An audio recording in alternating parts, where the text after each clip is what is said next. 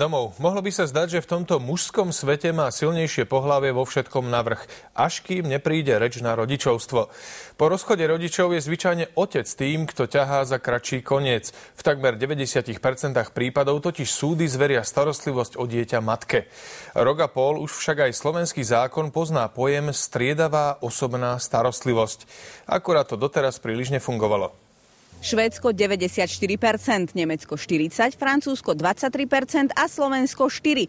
To je v percentách počet prípadov, keď je dieťa po rozchode rodičov zverené do striedavej starostlivosti. Každé dieťa za nami príde s tým, že najradšej by bolo, keby sa rodičia nerozchádzali. Zázraky sa však príliš často nedejú a tak súdy len za minulý rok rozhodovali o zverení starostlivosti takmer 19 000 detí. Necelých 90% z nich ostalo s matkou a len slabé 4% detí si budú rovnocenne užívať oboch rodičov.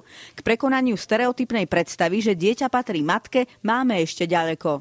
Najpodstatnejšie je, že nebude odstrihnuté od ktoréhokoľvek z rodičov. Rozchod je však vo väčšine prípadov búrlivá udalosť a inak milujúci rodičia pod vplyvom hnevu a smútku ako si zabúdajú na to, čo prežívajú ich deti. Mnohokrát sa to bohužiaľ diametrálne odlišuje aj od toho, čo dieťa hovorí. Dieťa totiž aj v kritických situáciách nechce raniť ani jedného z rodičov a tak každému hovorí to, čo si myslí, že chce počuť.